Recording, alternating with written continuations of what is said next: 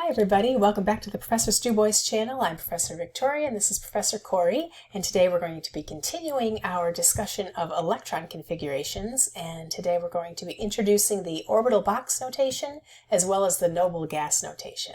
Okay, so the electron configuration that we learned last time in the last video lecture was this spdf notation. Remember, we used the periodic table and just kind of read it like a book, and it can guide us right through the electron configurations for any element on the table.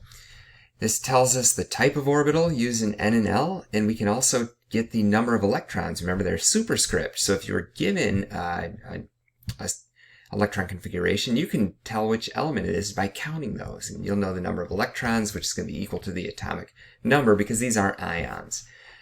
So next up is this orbital box notation. This gives us a little more info, and let's just take a look and see what that looks like. Okay, so the orbital box notation indicates what specific orbital each electron is in, not just the type, not just 1s, but where are those two electrons? So we're going to represent orbitals with dashes or boxes. So our carbon spdf notation of the 1s2, 2s2, 2p2, we expand that out to show all three of the orbitals for the 2p.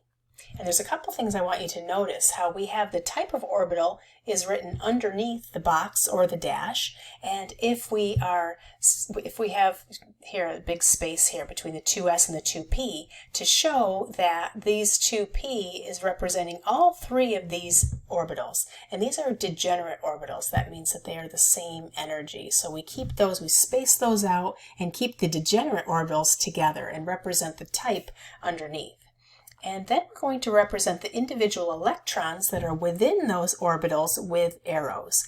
And remember, our m sub s has a positive spin and a negative spin. And our positive spin we represent with an arrow up. It's just by convention that we have an arrow up, and that's the first electron that enters an orbital will be the arrow up. And we're going to represent the opposite spin with an arrow pointing down. So carbon's 6 electrons, we have 2 in the 1s, 2 in the 2s, and those are both full orbitals, and now we have 2 half-filled orbitals, so we're going to talk about that a little more in a minute.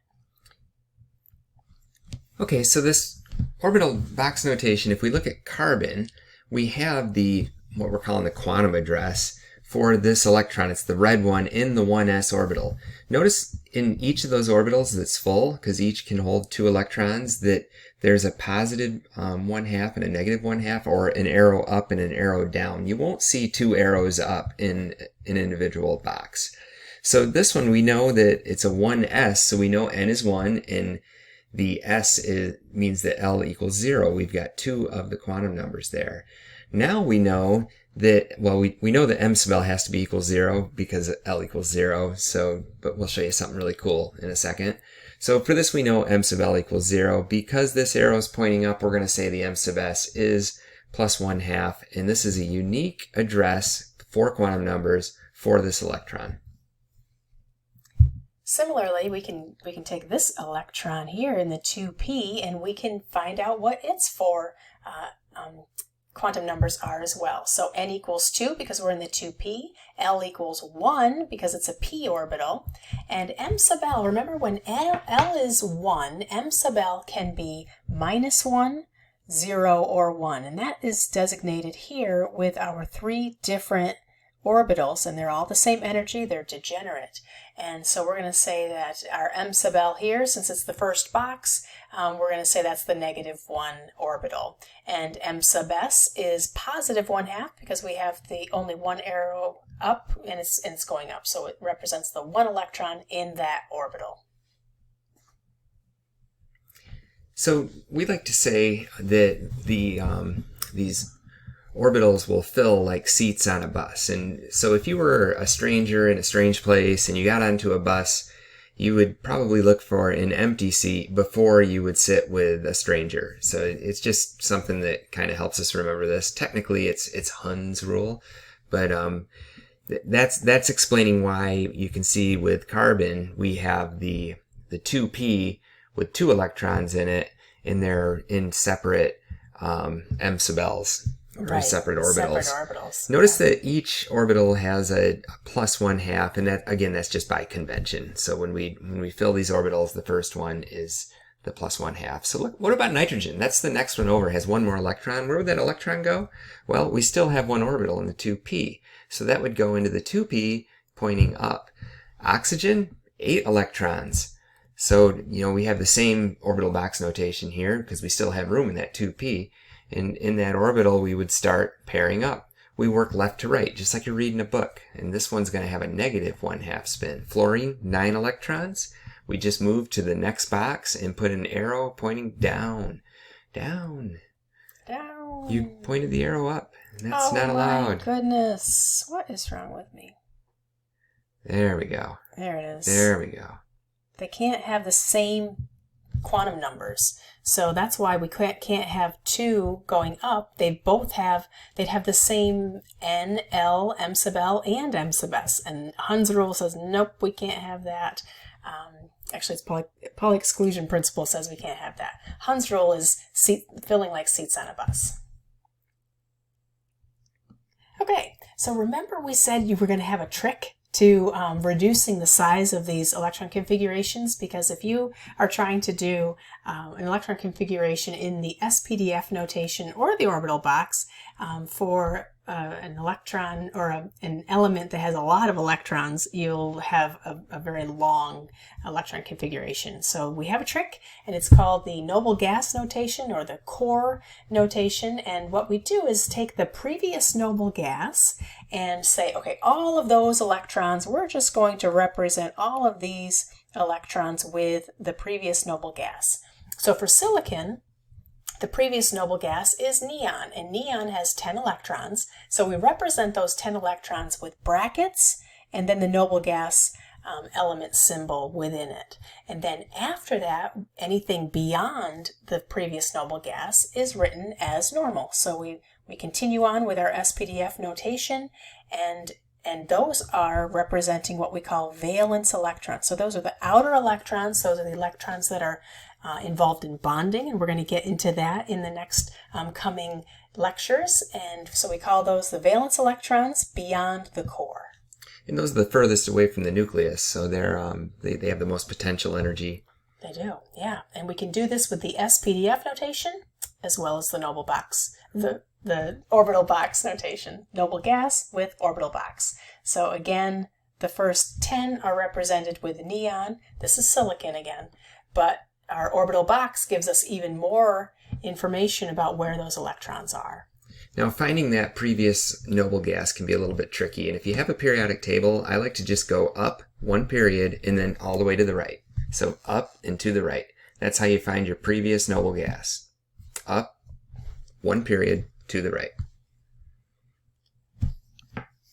Want to talk about? I'll talk about the exceptions. Okay, we got a couple of exceptions. Actually, there's many more, but there are some exceptions to this filling arrangement that works for almost everything on the periodic table, and one of them is chromium. And by what we told you so far, we would write chromium with the noble gas configuration with argon in brackets being the previous noble gas, and then the remaining electrons would be assigned to 3d4 and 4s2. So this is actually incorrect, and what happens is the electrons end up going 3d5, 4s1. So the electron from the 4s went up to an empty orbital. And the only way we can really explain this is, well, they must be pretty close in energy. And they are. They're pretty close in energy, so it is possible for an electron to move potentially between different orbitals. But this arrangement where each of these orbitals has one electron in it is probably more stable than if there were 2 in the 4s and the 3d only had 4. Right. You won't see this between S and P orbitals. The energy difference between them is just too big. Correct. So chromium and molybdenum are both in the same group. They both would have 4 electrons in the D set. So it just kind of steals one from the S and it jumps up. So we have half filled. All of them are half filled.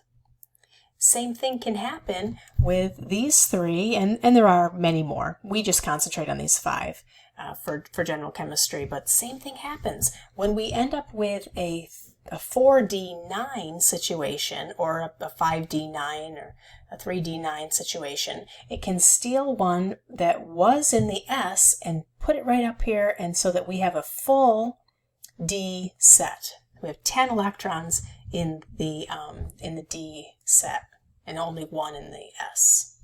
And that's an exception. Just a couple of exceptions. You can kind of put a box around those on your periodic table, and you know, hopefully conceptually you can understand how this type of promotion might occur. It won't happen at the S&P levels. It's just too great a distance between those levels.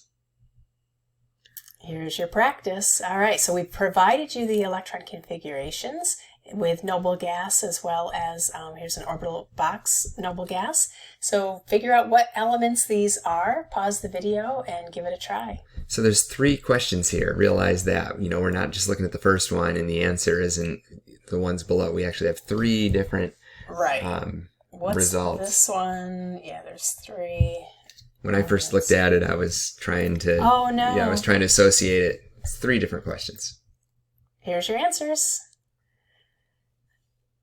Thanks so much for joining us. I hope that this was helpful to you. It's certainly nice to know that we can have a little shortcut with the noble gas notation, and the orbital box notation is really helpful for understanding where those individual electrons are, and also getting back to the individual addresses of each electron so we can get all 4 of those quantum numbers. I can't believe you gave him uranium for practice.